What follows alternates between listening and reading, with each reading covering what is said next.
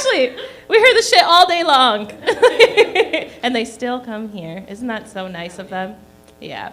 Alrighty, let's give it up for your next comic, Inan. Is he here, this person? Well. No? Yes? Skip! Alrighty. Oh, yeah. It looked like an N. I'm so sorry.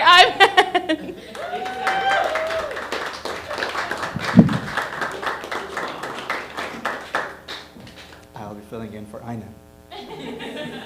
Gabby, as an Egyptian, I am confused, yet strangely aroused. As you can tell, I also like to do some traveling. I was in Cuba recently. I will be talking to you about it next week. The only thing I can tell you is that I created an international incident when I told people I am Muslim. I was at an all-inclusive resort, and some lady was standing out of eye shot, and she was like, mi amor, mi amor. And I looked at her and said, no habla español. And then she had this jug in her hand, and she's signing that, please have it filled with beer for me. And I explained to her that I'm sorry I can't do that because as a Muslim, I can't touch, sell, move, or drink alcohol. And then she looks at me and she's like, Muslim. Bleh. And that's the funny thing, because in my travels, I like to do things that most Muslims would not do. Like, for example, Muslims are not supposed to go to a strip club to see Dan Brennan. But I went to a strip club. And it was a weird thing because Hollywood really messed up how strip clubs are supposed to be. Because like you hear, it's where all these white, desperate loser guys go, and they can just sort of blend in the background and enjoy a buffet. But the strip club I went to was almost the size of this club. And it was more like a strip club a la carte. I was the only one there with my friend. We sat right in front, and we would be sitting with the strippers, and then they would get up and dance for us, and then they'd be inviting you into the back. So you had to take one to the back. So when I picked one, Angela, and we go to the back, and then she's like, you can pay extra for some alone time or some alcohol. And then I'm like, I'm sorry, I can't have premarital sex and I can't drink because I'm Muslim. And then she looks at me and she's like, Astaghfirullah. Nude beaches. Also a place you would not expect to find a Muslim. Let me tell you about my nude beach experience. Now, I need to give you a caveat here. I don't even use the urinals. When I want to go number one, I use the stall. Because I don't want anyone looking at me, and I don't want to run the risk of seeing anyone else. The nude beach I went to was clothing optional. So you don't have to be fully nude to go there, but everyone else is there. And I think that's when society crashed.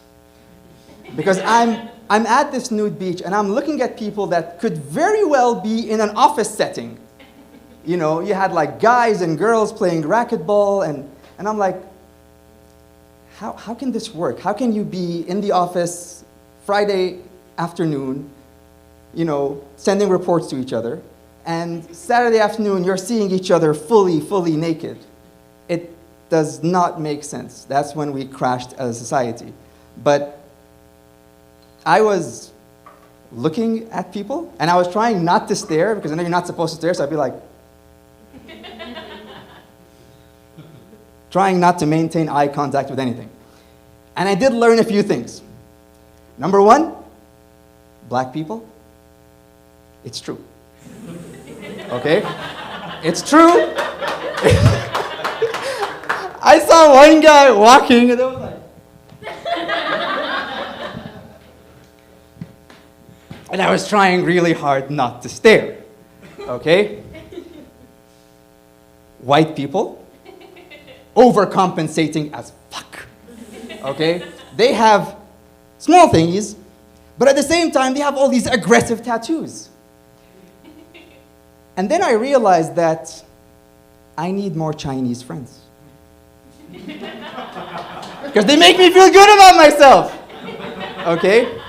But I think that by far, the funniest person I saw was a Jewish person.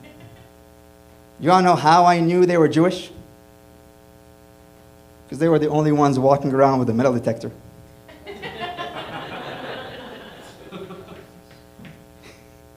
I found coins! Yeah, they were promised you 3,000 years ago. The trip to Cuba was amazing, but the minute I got back to Hamilton, I really found out that I was in Hamilton because the first thing I see is a high-speed police chase right outside my house at 1 a.m. I was safer in Cuba. I'm a man. Thank you so much.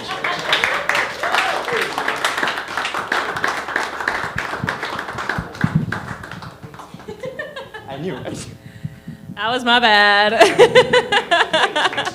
think I gotta go to Cuba. I've never been, but I'm inspired for no particular reason, you know? Alrighty, let's give it up for our next comment.